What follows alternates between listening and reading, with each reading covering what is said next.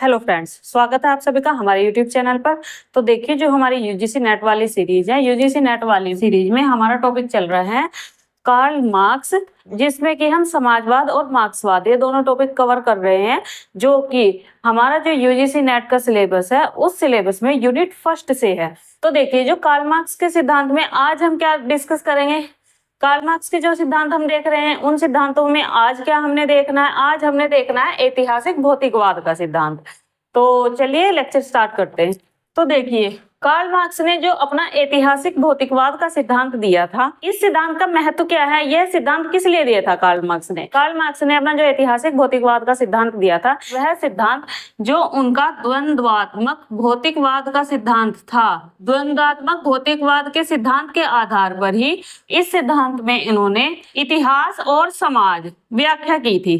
द्वंद्वात्मक भौतिकवाद सिद्धांत के आधार पर इन्होंने जो इतिहास और जो समाज है, समाज की जो व्याख्या की थी, उस सिद्धांत को कहा जाता है ऐतिहासिक भौतिकवाद का सिद्धांत। कार्ल मार्क्स का ऐतिहासिक भौतिकवाद का सिद्धांत। इस सिद्धांत में उनकी क्या मान्यता थी कि देखिए, जो मानव इतिहास है, मानव इतिहास में जो भी परिवर्तन हो रहे हैं, जितने भी पुराने समय में परिवर्तन हुए हैं और जो भी घटनाएं हुई हैं, उन सब के पीछे आर्थिक शक्तियों का हाथ है। मतलब कहने का उनका क्या था कि जितनी भी इतिहास में घटनाएं हुई हैं, जितने भी इतिहास में परिवर्तन हुए हैं, उनका जो एकमात्र कारण है, उनका एकमात्र कारण आर्थिक शक्तियों में परिवर्तन से है। कि जब जब आर्थिक शक्तियों में परिवर्तन हुआ है, तब तब समाज में परिवर्तन हुआ है, तब तब जो राजनीतिक व्यवस्था में परिवर्तन हुआ है। और देखिए, क्योंकि इन्होंने जो ऐतिहासिक भौतिकवाद का सिद्धांत है अपना, इसमें आर्थिक शक्ति को सबसे ज्यादा महत्व दिया था।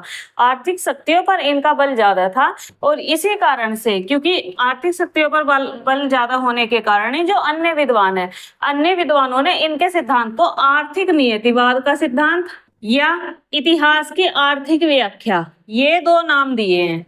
कि या तो इनका ये सिद्धांत क्या है, या तो इनका सिद्धांत ये आर्थिक नियतिवाद है या इतिहास की आर्थिक व्याख्या है। विद्वानों का कहना है कि जो कार्ल मार्क्स ने अपने सिद्धांत को ऐतिहासिक भौतिकवाद सिद्धांत नाम दिया है, वो नाम गलत है, क्योंकि इस सिद्धांत में इन्होंने आर्थिक शक्तियों पर सबसे ज्यादा बल दिया है। आर्थिक शक्तियों पर बल देने के कारण ही इस सिद्धांत का नाम आर्थिक नियतिवाद होना चाहिए या इतिहास की आर्थिक व्याख्या होना चाहिए। क्योंकि देखिए, जो मार्क्स है, मार्क्स का कहना क्या था कि देखिए, जो ऐतिहासिक विकास है, इतिहास से लेकर वर्तमान समय तक जो भी विकास हो रहे हैं, उन सभी विकासों में जो एक निर्णायक तत्व है, एक निर्णायक तत्व सबसे महत्वपूर्ण, वो क्या है, वो है उत्पादन की शक्तियां। कि उत्पादन की शक्तियां ही एक ऐसा निर्णायक तत्व है जो कि पूरे इतिहास में परिवर्तन करता है, जिसके द्वारा ही इतिहास की सभी घटनाओं में परिवर्तन हुआ है। और क्योंकि जो मनुष्य है, मनुष्य के बारे में उनका कहना था कि मनुष्य आर्थिक शक्तियों का दास है, तो इसलिए ये सिद्धांत क्या है, इसलिए ये सिद्धांत आर्थिक नियतिवाद भी कहलाता है। कि मनुष्य की नियति क्या है, मनुष्य की नियति ये है कि वो आर्थिक शक्तियों के अधीन है। अब देख लेते हैं इनके सिद्धांत की व्याख्या की इन्होंने अपने सिद्धांत की व्याख्या किस प्रकार से की है। देखिए, कार्ल मार्क्स ने अपने सिद्धांत में बताया है कि जो मनुष्य है, मनुष्य के लिए समाज, धर्म, राजनीति, इन सबसे पहले जो सबसे ज्यादा आवश्यक चीज होती है, वो आवश्यक क्या होती है, रोटी, कपड़ा, मकान, ये सब क्या है, ये तो मनुष्य की मूलभूत आवश्यकताएं हैं। तो इसी के बारे में उनका कहना था कि जो मनुष्य है, मनुष्य को के लिए राजनीति बाद में है, पहले उसकी जो मूलभूत आवश्यकताएं हैं, उसकी मूलभूत आवश्यकताओं की जो पूर्ति है, वो पूर्ति करने की मनुष्य पहले सोचता है।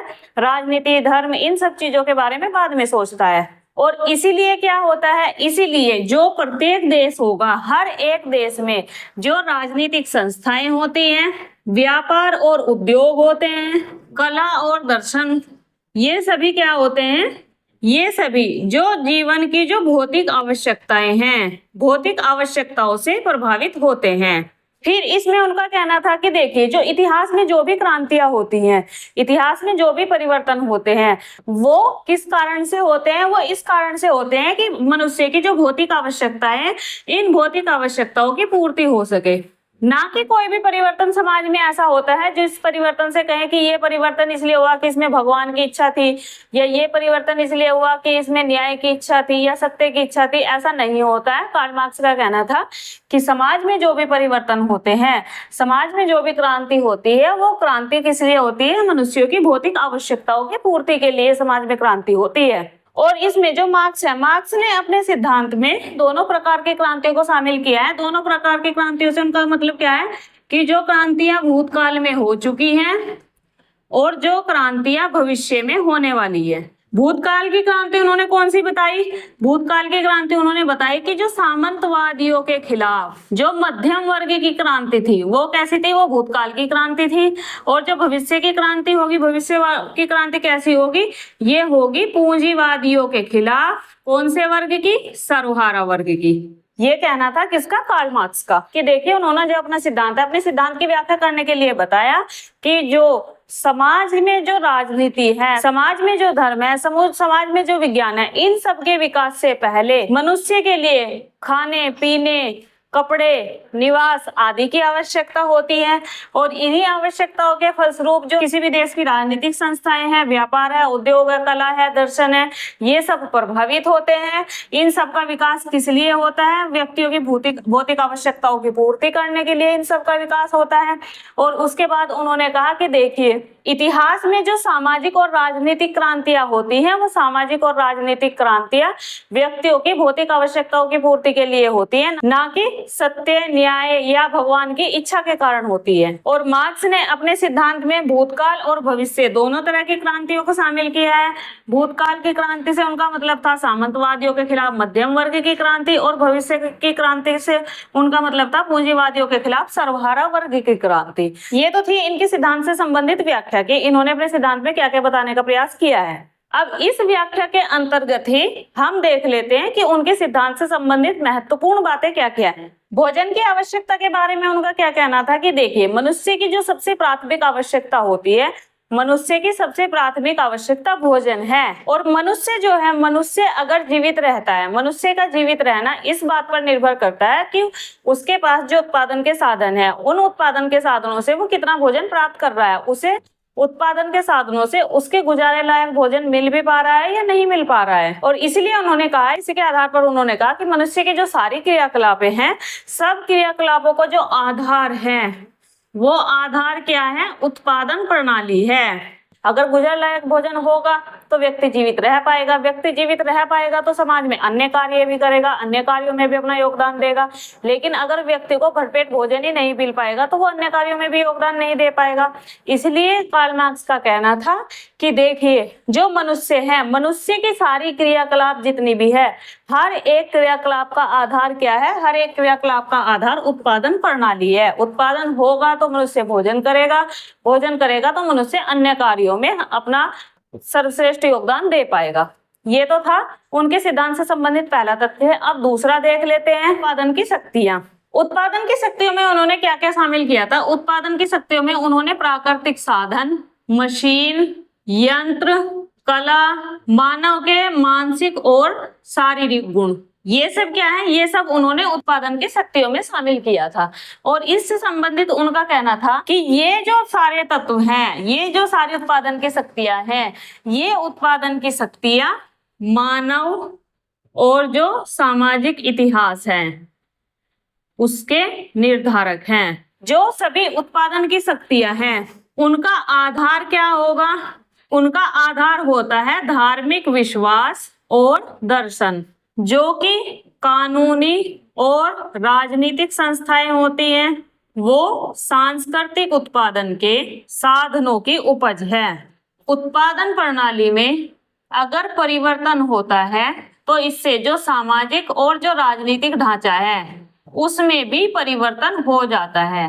फिर जो ये उत्पादन की शक्तियां, इन शक्तियों से जो मनुष्य है, मनुष्य के पारस्परिक संबंध निर्धारित होते हैं, जो कि उत्पादन के संबंध भी कहलाते हैं। ये है उनका जो सिद्धांत है ऐतिहासिक भौतिकवाद। ऐतिहासिक भौतिकवाद सिद्धांत में उन्होंने जो उत्पादन की शक्तियों से संबंधित व्याख्या की है, उनका कहना था कि देखिए जो प्राकृतिक साधन होते हैं, जो मशीन होते हैं, यंत्र होते हैं, कला होती है, मानव का जो मानसिक और शारीरिक गुण होते हैं, वो सभी क्या है? वो सभी उत्पादन की शक्तियां हैं। और ये जो सभी उत्पादन की शक्तियां हैं, ये उत्पादन की शक्तियां सामाजिक इतिहास के निर्धारक हैं, कि यही उत्पादन की शक्तियां निर्धारित करती है कि किसी देश में रहने वाले जो मानव हैं उनका व्यवहार कैसा होगा, समाज की जो रीति रिवाज है, प्रथाएं हैं, वो कैसी होंगी, राजनीतिक संस्थाएं किस तरीके से कार्य करेंगी, सब कौन निर्धारित करता है? उत्पादन की शक्तियां निर्धारित करती है।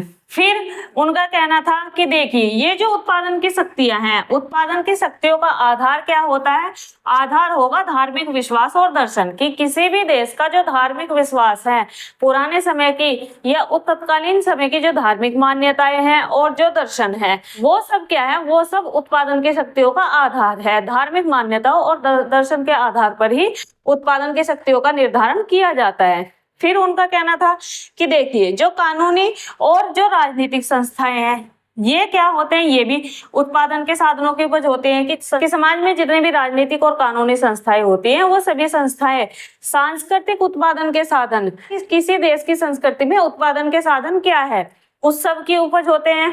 जो मनुष्य है, मनुष्य के जो पारस्परिक संबंध होते हैं, वो भी उत्पादन की शक्तियों से निर्धारित होते हैं, और इसीलिए इन संबंधों को क्या कहा जाता है? इन संबंधों को उत्पादन के संबंध कहा जाता है। उसके बाद फिर उनका कहना था कि देखिए जो उत्पादन की प्रणाली है, अगर उत्पादन की प्रणाली में परिवर्तन होता है तो इससे सामाजिक और राजनीतिक ढांचे में भी परिवर्तन हो जाता है। ये था उनके सिद्धांत की व्याख्या उत्पादन की शक्तियों से संबंधित। अगला है परिवर्तनशील उत्पादक शक्तियों का सामाजिक संबंधों पर प्रभाव।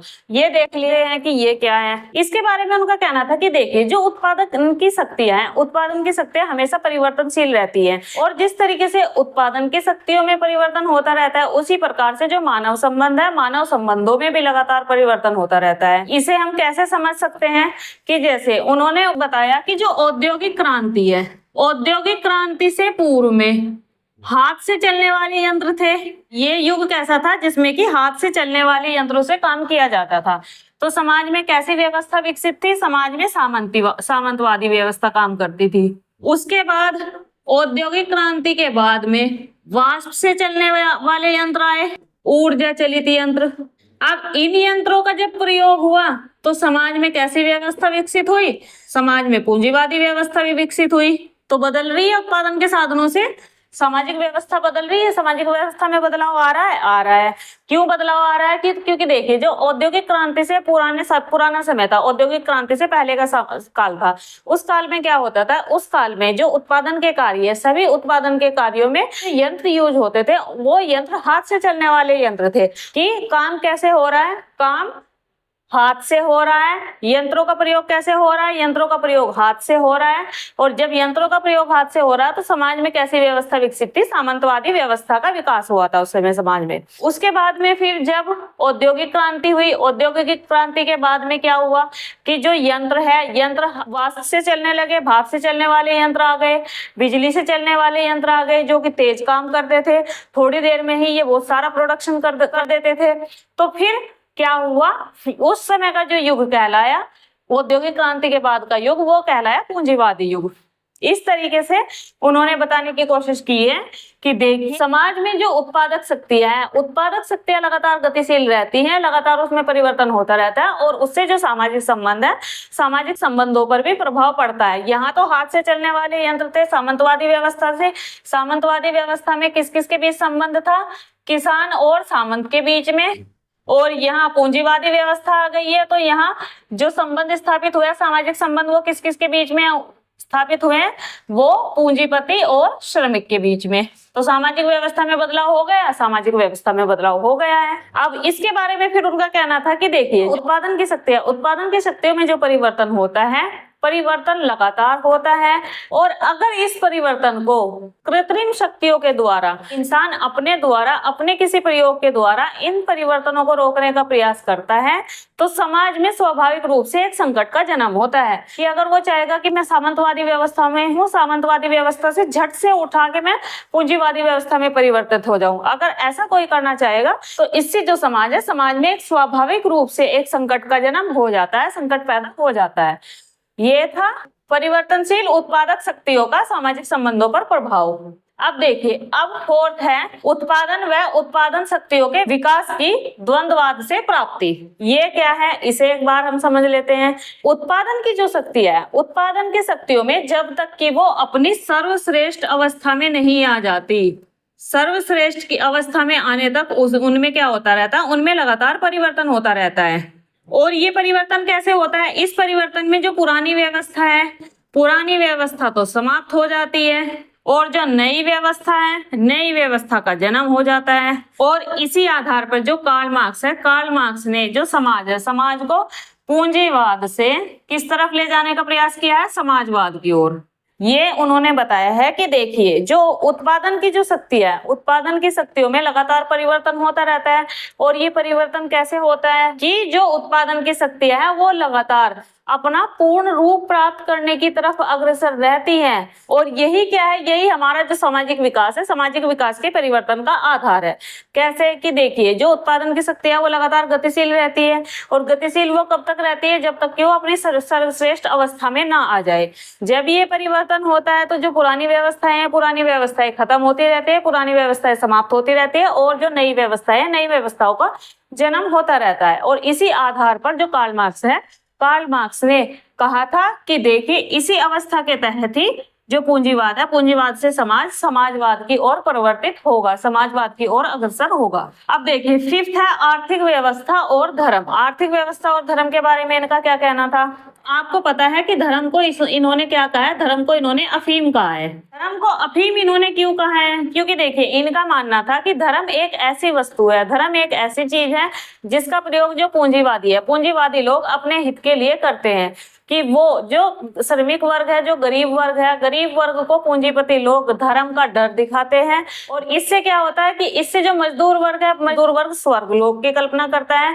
वह अपने दिमाग में ये बात बिठा लेता है कि एक ना एक दिन वो अभाव और चिंताओं से मुक्त हो जाएंगे और सुखी जीवन का निर्वाह करेंगे, सुखी जीवन जिएंगे। और इसीलिए उन्होंने कहा था कि जो धर्म है, धर्म पूंजीपति वर्ग के द्वारा जो श्रमिक या गरीब वर्ग है उसके दुख को भुलाने का साधन है। कि पूंजीपतियों ने धर्म एक ऐसा साधन पैदा कर दिया है जो कि जो गरीब, जो श्रमिक वर्ग है, उनके दुख को भुलाने में एक महत्वपूर्ण भूमिका निभाता है। तो ये हो गया कौन सा, जो उन्होंने धर्म के बारे में अपनी बातें कही है अपने ऐतिहासिक भौतिकवाद सिद्धांत पे। अब देख लेते हैं, इसके बाद आता है इतिहास का काल विभाजन। इतिहास का काल विभाजन इन्होंने कितने प्रकार से किया है। इतिहास का काल विभाजन इन्होंने 6 प्रकार से किया है। सबसे पहले आता है आदिम साम्यवाद का युग। आदिम साम्यवाद के युग के बारे में उनका कहना था कि देखिए, जो ये युग है, इस युग में मनुष्य जंगली जीवन व्यतीत करता था, पेड़ पौधों के ऊपर वो आधारित था, उसके पास अपनी कोई निजी संपत्ति नहीं थी, कोई निजी उद्योग नहीं था, किसी भी प्रकार की औद्योगिक व्यवस्था नहीं थी, किसी प्रकार की राजनीतिक व्यवस्था नहीं थी। समाज का जो संचालन होता था वो समानता के नियमों के आधार पर होता था, किसी भी वर्ग का कोई शोषण नहीं होता था। तो ये तो थी आदिम साम्यवाद की अवस्था। इस अवस्था को उन्होंने बेहतर अवस्था माना है, पर इसके बारे में उन्होंने माना है कि ये जो अवस्था है, ये अवस्था ज्यादा दिन तक नहीं रही है। उसके बाद में जो दूसरी अवस्था है, दूसरी अवस्था उन्होंने माना है दासता का युग या फिर समाज। दासता या समाज के बारे में उनका क्या कहना था कि देखिए, आदिम साम्यवाद के बाद में फिर क्या हुआ कि लोगों ने पशु पालने शुरू किए, खेती कार्य करने शुरू हुए। जब पशुपालन और खेती कार्य शुरू हुए तो अपनी जो निजी संपत्ति है, निजी संपत्ति की अवधारणा का विकास हुआ। जब निजी संपत्ति की अवधारणा का विकास हुआ तो समाज में जिन लोगों के पास आर्थिक संसाधन थे, तो वो तो वर्ग कैसा हो गया, वो तो वर्ग हो गया धनी वर्ग, मालिक वर्ग। और जिन लोगों के पास आर्थिक संसाधन उपलब्ध नहीं हो पाए, वो वर्ग हो गया दास वर्ग। और जब मालिक और दास वर्ग का जन्म हुआ तो इस समय फिर क्या हुआ कि इस समय दासों से काम लेने के लिए जो मालिक वर्ग था, मालिक वर्ग दासों के ऊपर कठोर अत्याचार करने लगा, शोषण करने लगा। अब शोषण एक सीमा तक तो दास लोगों ने सहा, लेकिन जब उनके जो अत्याचार सहने की जो सीमा है, जब वो अत्याचार सहने की सीमा समाप्त हुई तो उन्होंने जो मालिक वर्ग था, मालिक वर्ग के खिलाफ उन्होंने क्रांति की मिलकर। और जब ये क्रांति की, जब ये विद्रोह फैले तो उन विद्रोहों को शांत करने के लिए समाज में राज्य का जन्म हुआ। राज्य किसका प्रतिनिधित्व करता था, राज्य प्रतिनिधित्व करता था जो शक्तिशाली लोग होते हैं, शक्तिशाली लोगों के हितों का राज्य प्रतिनिधित्व करता था। फिर कार्ल मार्क्स ने क्या कहा कि जो ये प्रणाली, इस प्रणाली से समाज में वर्ग संघर्ष की जो अवधारणा है, वर्ग संघर्ष की अवधारणा का जन्म हुआ। और जब ये वर्ग संघर्ष की प्रणाली का जन्म हुआ तो जो दास प्रथा है, दास प्रथा अपने चरम पर पहुंची। चरम पर पहुंचने से क्या हुआ कि दासों के विरोध के कारण, आपसी अंतर विरोध के कारण से दासता का जो ये युग था, ये युग समाप्त हुआ और सामंतवाद का विकास हुआ। फिर तीसरा उन्होंने बताया सामंतवादी युग या समाज। अब देखिए सामंतवादी युग या समाज कैसा था, इसका विकास कब हुआ? इसका विकास हुआ दास युग के बाद में। इसके बारे में जो कार्ल मार्क्स है, कार्ल मार्क्स का कहना था कि जब मानव की जो आजीविका है, आजीविका का जो प्रमुख साधन था, प्रमुख साधन क्या हो गया था? कृषि हो गया था, खेती हो गया था। और क्योंकि हमने देखा है कि दास युग में ही राज्य का जन्म हो गया था, राज्य का जन्म हो गया तो शासन की अवधारणा का भी जन्म हो गया है। तो इस युग में क्या हुआ फिर, जब कृषि कार्य लोग करते थे, जो राज्य की जितनी भी भूमि होती थी वह भूमि किसके अधीन होती थी? राजा के अधीन। राजा क्या करता था? राजा इस भूमि को सामंतों को बांट देता था और सामंत क्या करते थे? सामंत राजा को प्रत्येक प्रकार से सहायता उपलब्ध कराते थे। अब जब राजा अपनी भूमि सामंतों को बांटता था, सामंत क्या करते थे? सामंत इस भूमि पर काम करने के लिए भूमि किसे देते थे? किसानों को छोटे छोटे टुकड़ों में बांट देते थे।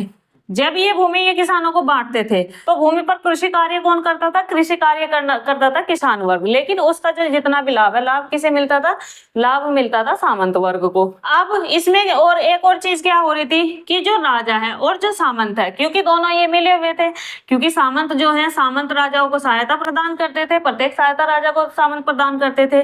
तो जो राजा है जो सामंत है ये दोनों मिले हुए थे और दोनों के मिले होने के कारण ही जो कानूनी प्रणाली है, जो कानून है, जो न्याय प्रणाली है, इससे जो शासक वर्ग के हित थे, शासक वर्ग के हितों का पोषण होता था। इसके फलस्वरूप क्या हुआ कि ये तो अपने अपने हित के लिए तो ये कानून बना रहे हैं, लेकिन इससे जो किसान वर्ग है, किसान वर्ग का इससे शोषण हो रहा है। उनकी जो अवस्था है, उनकी अवस्था भी किसकी तरह हो गई? दासों की तरह। ये अवस्था थी कौन सी? ये अवस्था थी सामंतवादी व्यवस्था। कि देखिए जब दास युग की समाप्ति हुई तो दास युग से पहले ही कृषि कार्य मानव की आजीविका का प्रमुख साधन बन चुके थे। और क्योंकि दास युग में ही जो राज्य है, राज्य की भी स्थापना हो गई थी। जब राज्य की स्थापना हुई तो शासक की भी स्थापना हो गई थी। तो जो सामंतवादी युग है, सामंतवादी युग में जो समस्त राज्य की जो समस्त भूमि थी, राज्य की समस्त भूमि पर राजा का अधिकार होता था। सारी भूमि राजा के अधीन होती थी। राजा क्या करता था? राजा अपनी भूमि को सामंतों को दे देता था। सामंत जो थे, सामंत प्रत्येक प्रकार की सहायता राजा को उपलब्ध कराते थे। अब जब प्रत्येक प्रकार की सहायता सामंत राजा को उपलब्ध कराएंगे तो ये दोनों कैसे वर्ग हो गए? दोनों एक गठजोड़ वाले वर्ग हो गए। तो ये दोनों जब गठजोड़ हुए, इन्हें पता था कि हम जो भी कार्य करेंगे हमें अपने हित के लिए कार्य करना है। ये अपने हित के लिए कार्य कर रहे थे और इसमें ये जो कानूनों का निर्माण है, जो न्याय प्रणाली है, उसमें भी शासक वर्ग के हितों को ही ध्यान में रखा जा रहा था। उसमें भी राजा और सामंत वर्ग के हितों को ध्यान में रखा जा रहा था। लेकिन जो सामंत थे, सामंतों ने क्या किया था? सामंतों ने अपने अधीन किसानों को रखा हुआ था, जो कि सामंतों की खेती पर कार्य करते थे, कृषि कार्य करते थे। और क्योंकि समाज में जितने भी नियम कानून बन रहे थे वो शासक वर्ग के हितों का पोषण करने के लिए बन रहे थे, तो जो किसान वर्ग है, किसान वर्ग की जो दशा थी, किसान वर्ग की दशा में और ज्यादा खराबी आई। उनकी जो अवस्था थी, उनकी अवस्था दासों के समान हो गई, बल्कि दासों से भी बदतर हो गई। अब इसी प्रणाली के फलस्वरूप क्या हुआ? इसी प्रणाली के फलस्वरूप समाज में एक वर्ग का जन्म हुआ, जिस वर्ग को कहा जाता है मध्यम वर्ग। मध्यम वर्ग के द्वारा ही फिर बाद में, इसके बाद का जो काल है, इसके बाद के काल में औद्योगिक क्रांति का विस्तार किया गया।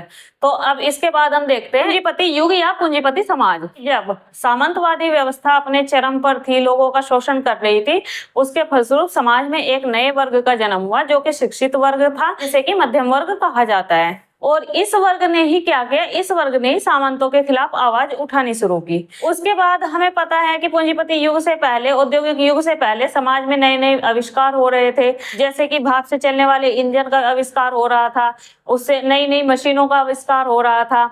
तो इसके फलस्वरूप क्या हुआ? जो उत्पादन प्रणाली थी, उत्पादन प्रणाली में बहुत भारी मात्रा में परिवर्तन देखने को मिले, आश्चर्यजनक रूप से परिवर्तन देखने को मिले। कहाँ तो सामंतवाद युग में 10 दिन में 10 चीजें बन रही थी, और कहाँ पूंजीवादी युग में 1 दिन में 1000 चीजों का उत्पादन होने लगा। इससे क्या हुआ? इससे उद्योगों का तेज गति से विकास हुआ, क्योंकि एक तो वैज्ञानिक आविष्कार हो रहे थे, वैज्ञानिक आविष्कारों के साथ साथ कोयला और भाप से चलने वाले जो इंजन है, इन सभी चीजों का भी आविष्कार हो रहा था।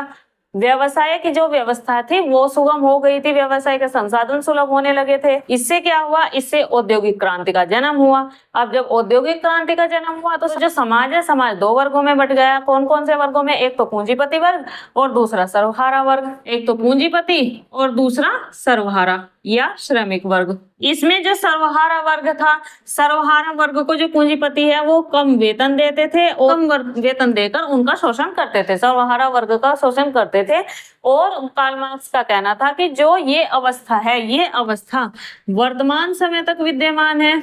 अब इसके बाद की जो अवस्था आएगी वो अवस्था कौन सी होगी? वो अवस्था होगी समाजवाद का युग। समाजवाद युग के बारे में उनका कहना क्या था कि देखिए, जो समाज में जो श्रमिक हैं वो एक समय ऐसा आएगा कि वो श्रमिक जो पूंजीपति उनका शोषण कर रहे हैं, पूंजीपतियों के शोषण से परेशान हो जाएंगे और परेशान होने के कारण वो जो वर्तमान की अवस्था है, वर्तमान की अवस्था के खिलाफ क्रांति करने के लिए प्रेरित हो गए। ये थी उनके इतिहास का समाजवादी चरण। उसके बाद का युग आता है साम्यवादी युग। साम्यवादी युग या समाज के बारे में उनका क्या कहना था कि देखिए, जो समाजवादी युग आएगा, समाजवादी युग आने के बाद भी कुछ ऐसी संस्थाएं होंगी या कुछ ऐसे रीति रिवाज परंपराएं होंगी जिससे ये डर रहेगा कि समाज में दोबारा से पूंजीपति वर्ग का जन्म ना हो जाए। तो समाजवादी युग में जो समाजवाद से संबंधित लोग होंगे, विद्वान होंगे, उनका कार्य क्या होगा? उनका कार्य होगा कि जो पूंजीवाद के हित के लिए उभरने वाली जो प्रवृत्तियां हैं, उन सभी प्रवृत्तियों का खात्मा किया जाए और उन सभी प्रवृत्तियों का खात्मा करके समाज में सर्वहारा क्रांति के द्वारा सर्वहारा वर्ग के अधिनायकत्व ये स्थापित किया जाए। इससे क्या होगा? इससे जो साम्यवादी व्यवस्था है वो समाजवाद का स्थान लेगी और यहीं से क्या होगा? साम्यवादी व्यवस्था से ही एक राज्य विहीन समाज का जन्म होगा। समाज में पूर्ण समानता होगी। जो वर्ग संघर्ष है, वर्ग संघर्ष समाप्त हो जाएगा और वर्ग संघर्ष ये सब समाप्त होने से जो एक आदर्श समाज है, आदर्श समाज की स्थापना होगी। ये कहना था उनका किसके बारे में? साम्यवाद के बारे में। कि देखिए, जब समाजवाद स्थापित हो जाएगा, समाजवाद स्थापित होने के बाद एक अवस्था ऐसी आएगी जब समाजवाद का स्थान जो है वो साम्यवादी व्यवस्था लेगी। इस व्यवस्था में समाज जो है वो राज्य विहीन रहेगा, राज्य कोई राज्य नहीं होगा, पूर्ण समानता होगी समाज में, वर्ग संघर्ष नहीं होगा, वर्ग संघर्ष समाप्त हो जाएगा, पूंजीपति वर्ग समाप्त हो जाएगा और इससे समाज में एक आदर्श समाज की स्थापना होगी या आदर्श राज्य की स्थापना होगी। और जो ये आदर्श राज्य है, इस आदर्श समाज की या आदर्श राज्य की क्या होंगी? दो विशेषताएं होंगी। दो विशेषताएं कौन सी होंगी? एक तो होगा वर्ग विहीन समाज और दूसरा होगा सामाजिक संसाधन वितरण का सिद्धांत लागू होगा। ये जो विशेषताएं किसकी होंगी? ये विशेषताएं होंगी आदर्श समाज की। तो देखिए, इस तरीके से हम देख सकते हैं जो उन्होंने अपना सिद्धांत दिया था, ऐतिहासिक भौतिकवाद का सिद्धांत, उसमें इन्होंने जितनी भी जो 6 प्रकार के अपने चरण बताए थे, इतिहास के चरण बताए थे अपने सिद्धांत में, वो सारे हमने डिस्कस कर लिए। ये उनके ऐतिहासिक भौतिकवाद सिद्धांत से ही संबंधित थे सारे। मानव इतिहास की कुंजी क्या है? वर्ग संघर्ष है। इसे इन्होंने कैसे बताया कि देखिए, जो आदिम अवस्था है उसमें तो क्योंकि संपत्ति की अवधारणा नहीं थी, तो इसलिए वहां तो वर्ग संघर्ष होने की जो संभावना है वो संभावना नहीं थी। लेकिन आदिम साम्यवाद के बाद का जो युग है, कौन सा युग है? सबसे पहला युग सेकंड नंबर पे हमने कौन सा युग देखा था? दास युग। इसमें 2 वर्ग थे, कौन कौन से? मालिक और दास। दूसरा युग हमने कौन सा देखा है? सामंतवादी युग। इसमें 2 वर्ग कौन कौन से हैं? एक तो है आपका कौन सा? सामंत और किसान। थर्ड हमने कौन सा देखा है? पूंजीवादी युग। इसमें 2 वर्ग कौन कौन से देखे हैं? पूंजीपति और श्रमिक। उसके बाद की जो अवस्थाएं, बाद की अवस्थाएं इन्होंने अपने बताई हैं, वो अभी आनी है अवस्थाएं, वो अभी आई नहीं है, लेकिन इतिहास में जो अवस्थाएं आ गई है उसके बारे में इन्होंने बता दिया है कि देखिए, जो प्रत्येक युग रहा है, प्रत्येक युग में वर्ग संघर्ष रहा है, 2 वर्गों के बीच में संघर्ष लगातार बना रहा है। और जो यही वर्ग संघर्ष है, वर्ग संघर्ष के बारे में उनका कहना था कि यही वर्ग संघर्ष क्या है? यही समाज में परिवर्तन का प्रेरक तत्व है। कि अगर समाज में परिवर्तन की कोई प्रेरणा देता है तो वो सबसे महत्वपूर्ण तत्व क्या है? वो सबसे महत्वपूर्ण तत्व वर्ग संघर्ष है। 2 वर्गों के बीच में संघर्ष होता है, तो वही उसी से ही जो सामाजिक व्यवस्था से में परिवर्तन हो जाता है। तो ये था उनका ऐतिहासिक भौतिकवाद का सिद्धांत। अब इस सिद्धांत से संबंधित हम उनकी आलोचनाएं देख लेते हैं कि आलोचनाएं उनकी क्या क्या की जाती है, किस आधार पर की जाती है। उनके सिद्धांत की सबसे पहली आलोचना है कि जो मानव विकास है उसका जो प्रेरक तत्व है वो केवल आर्थिक ही नहीं है। जो मानव इतिहास है, मानव इतिहास में केवल ऐसा नहीं है कि केवल आर्थिक व्यवस्था के आधार पर परिवर्तन होता है, बल्कि धर्म के आधार पर भी परिवर्तन देखे गए हैं, दर्शन के आधार पर भी परिवर्तन देखे जाते हैं, नैतिकता के आधार पर भी समाज में परिवर्तन हो सकते हैं। तो इस वजह से सीमित है ये सिद्धांत कि केवल एक आर्थिक पक्ष पर ही ध्यान देता है। दूसरा है, राजनीतिक सत्ता का एकमात्र आधार आर्थिक सत्ता नहीं है।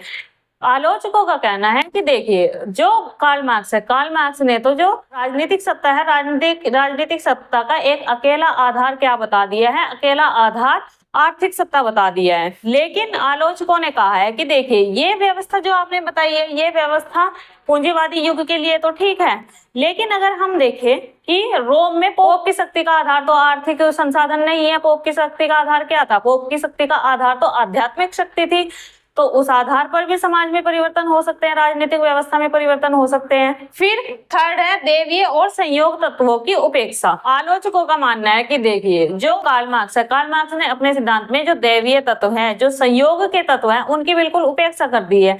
जबकि हम उदाहरण देख सकते हैं कि न्यूटन से संयोग से देखा था कि उसने सेब को पेड़ से नीचे गिरते हुए देखा था, वो एक संयोग था, और उसके आधार पर उसने आगे गुरुत्वाकर्षण के नियम बनाए। दूसरा जो महात्मा बुद्ध है, महात्मा बुद्ध ने एक दुखी व्यक्ति को देखा था, और दुखी व्यक्ति को देखकर ही उसने अपने पूरे जीवन का दर्शन बदल लिया। तो ये आकस्मिक परिवर्तन भी जो मानव है, मानव के जीवन में महत्वपूर्ण भूमिका निभाते हैं। फिर आगे है कि जो संघर्ष है, संघर्ष का एकमात्र कारण आर्थिक तत्व ही नहीं होते हैं, समाज में संघर्ष के अन्य कारण भी होते हैं। जैसे कि सिकंदर है, सिकंदर ने भारत पर आक्रमण किस लिए किया था, धन कमाने के लिए थोड़ा ही ना किया था। सिकंदर ने भारत पर जो आक्रमण किया था वो विश्व विजय की इच्छा के फलस्वरूप किया था। तो ये जो प्रवृत्ति है, इस तरह की प्रवृत्तियों की कार्ल मार्क्स ने उपेक्षा की है। फिर आता है कि उत्पादन जो प्रणाली होती है, उत्पादन प्रणाली ही विचार की जन्मदाता नहीं होती, बल्कि विचार भी उत्पादन प्रणाली को जन्म देते हैं। कैसे देते हैं कि देखिए, जो 1917 की जो रूसी क्रांति थी, रूसी क्रांति किस आधार पर हुई थी, साम्यवाद या समाजवाद सिद्धांत के आधार पर हुई थी। तो सिद्धांत पहले आया, क्रांति बाद में हुई। इस आधार पर आलोचकों का कहना है कि देखिए, केवल जो उत्पादन प्रणाली है, उत्पादन प्रणाली ही विचार को जन्म नहीं देती, बल्कि विचार भी उत्पादन प्रणाली को जन्म देते हैं। यहाँ आलोचकों का मुख्य उद्देश्य क्या है, हेगल का जो द्वंद्वात्मक सिद्धांत है, उस सिद्धांत को भी उन्होंने सही ठहराया। उन्होंने कहा हेगल भी अपनी जगह सही है, आप भी अपनी जगह सही हो। विचार भौतिक वस्तुओं का उत्पादन कर सकते हैं। कोई वस्तु मनुष्य के दिमाग में आ सकती है, और दिमाग में आने के बाद वस्तु का उत्पादन किया जा सकता है। या ऐसा भी हो सकता है कि वस्तु का आपने उत्पादन कर दिया, और उत्पादन करने के बाद में उसका जो प्रयोग है, उसके प्रयोग के आपको नए नए तरीके पता चल रहे हो। फिर इनकी अलग आलोचना है कि जो मानवीय इतिहास है, मानवीय इतिहास के कालक्रम का निर्धारण संभव नहीं है। क्यों संभव नहीं है? आलोचकों का कहना है कि आप कह रहे हो कि जो पूंजीवाद है, पूंजीवाद के बाद में ही साम्यवाद या समाजवाद की स्थापना होगी, लेकिन रूस में तो पूंजीवाद आया ही नहीं था, चीन में तो पूंजीवाद आया ही नहीं था। बिना वहां पूंजीवाद की स्थापना के ही वहां पर क्रांति हुई और समाजवाद और साम्यवादी व्यवस्था का वहां पर जन्म हुआ है। इस तरीके से जो उन्होंने काल निर्धारण किया मानवीय इतिहास का, वो काल निर्धारण सही नहीं है। अब देखिए, इन आधारों पर जो कार्ल मार्क्स है, कार्ल मार्क्स के सिद्धांत की आलोचना तो की जाती है, लेकिन इसका मतलब ये नहीं है कि जो कार्ल मार्क्स का ये सिद्धांत है, ये सिद्धांत महत्व नहीं रखता है, या ये सिद्धांत महत्वहीन हो गया। कार्ल मार्क्स ही ऐसे व्यक्ति थे जिन्होंने इतिहास का सबसे पहले क्रमबद्ध वैज्ञानिक अध्ययन किया था और इसकी नींव रखी थी। वैज्ञानिक अध्ययन करने, इतिहास के क्रमबद्ध और वैज्ञानिक अध्ययन करने की जो परंपरा है, उसकी नींव किसने रखी है? उसकी नींव कार्ल मार्क्स ने ही रखी है। और इस बात से भी पूरी तरीके से इनकार नहीं किया जा सकता कि जो आर्थिक शक्ति है, आर्थिक शक्ति राजनीतिक शक्ति के नियामक है, राजनीतिक शक्ति का नियमन करती है कि अगर आर्थिक शक्ति में परिवर्तन होते हैं तो राजनीतिक व्यवस्था में भी परिवर्तन हो जाएगा। इस बात से पूर्ण इनकार नहीं किया जा सकता। तो ये था आज का हमारा टॉपिक, जिसमें कि हमने कार्ल मार्क्स के ऐतिहासिक भौतिकवाद सिद्धांत के बारे में जितने भी महत्वपूर्ण तथ्य थे, वो सभी महत्वपूर्ण तथ्य देख लिए। आपको कहीं कोई डाउट हो तो आप मुझे कमेंट करके पूछ सकते हैं। कल के लेक्चर में हम उनके वर्ग संघर्ष की जो अवधारणा है उसके बारे में देखेंगे, और उनका अतिरिक्त मूल्य का जो सिद्धांत है, अतिरिक्त मूल्य के सिद्धांत के बारे में देखेंगे। तो आज के लिए इतना ही। लेक्चर आपको कैसा लगा मुझे जरूर बताइएगा, और वीडियो को लाइक शेयर एंड सब्सक्राइब भी कर दीजिएगा। Thank you so much.